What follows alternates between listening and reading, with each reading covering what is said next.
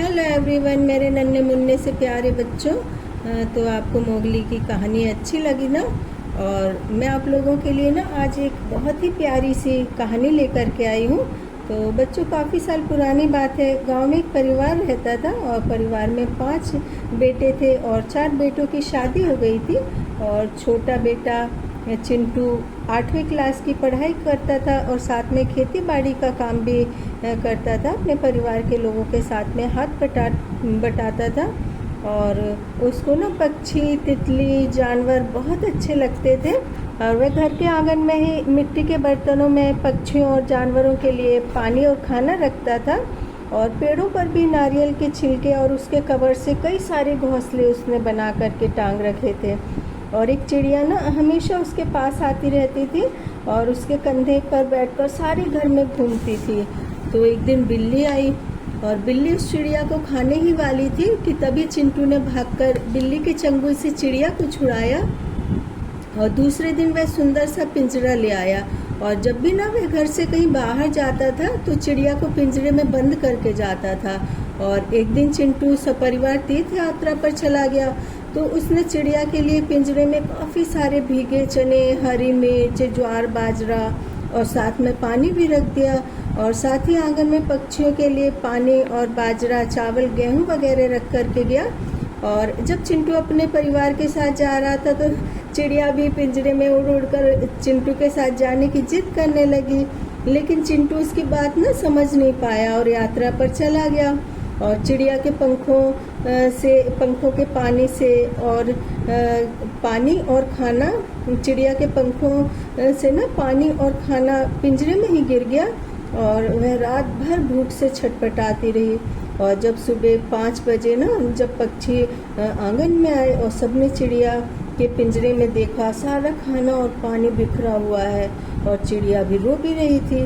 तो फिर पक्षियों ने ना थोड़ा थोड़ा दाना पानी अपनी चोंच से चिड़िया को खिलाया और पत्ते में पानी की बूंदें रख करके चिड़िया को दी। और आंगन में आने वाले पक्षी उसकी मदद करते रहे। लेकिन ना कई दिनों तक लगातार बारिश होती रही और यदि पक्षी चिड़िया की मदद के लिए रुक भी जाते तो तेज बारिश की चपेट में जिंदा नहीं बच पाते। तो इसलिए सभी पक्षी सूखे स्थानों पर चले गए और चिड़िया ना काफ़ी दिनों से भूखी प्यासी थी, इसलिए बेहोश हो गई। और तभी भगवान प्रकट हुए। चिड़िया की ऐसी हालत उनसे देखी नहीं गई और चिड़िया को एक लड़की के रूप में ढाल दिया। और चिड़िया तो बहुत खुश हो गई लड़की के रूप में आते ही। और चिड़िया सारे घर की साफ सफाई करने में लग गई और आंगन में पक्षियों के लिए दाना पानी भी रख दिया, क्योंकि ना बारिश खत्म होने के बाद सभी पक्षी वापस आ गए थे और पिंजरे वाली चिड़िया को ढूंढ रहे थे। फिर ना लड़की ने सभी पक्षियों को बताया कि मेरी बिगड़ती हालत भगवान जी से देखी नहीं गई और उन्होंने मुझे प्रत्यक्ष दर्शन दिए और मुझे चिड़िया के शरीर से बदल करके एक लड़की के शरीर में ढाल दिया। तो पक्षी ये बात सुनकर वे बहुत ज़्यादा खुश हुए और तभी ना चिड़िया के घर वाले तीर्थ यात्रा से आ गए। और चिड़िया को पिंजरे में ना देख करके चिंटू तो एकदम घबरा गया और उसने सोचा कि ज़रूर पिंजरा खुल गया होगा और मेरी चिड़िया को बिल्ली ने खा लिया होगा। और सभी सदस्य जैसे ही घर के अंदर गए, घर के सारे दरवाजे खुले थे और घर एकदम साफ सुथरा था। घर में सभी कमरों में लालटेन जल रही थी। तभी एक लड़की को घर में देखा, तब तो सब एकदम ही डर गए। और लड़की के रूप में बदली चिड़िया ने फिर सारी कहानी सुनाई। तो चिंटू तो बहुत खुश हो गया और उसने कहा, हमारी कोई बहन नहीं है और अब तुम हम सब भाइयों की बहन हो और अब तुम हमको राखी बांधना। और पूरा परिवार ना बहुत खुश हुआ क्योंकि उनको तो एक बेटी मिल गई थी।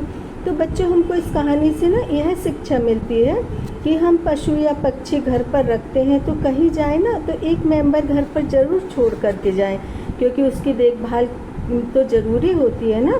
तो मेरी चिरकुट पार्टी, मैंने आप लोगों को इतनी प्यारी कहानी सुनाई। आप मेरी कहानी का ऑडियो देखें और मुझे सब्सक्राइब करें।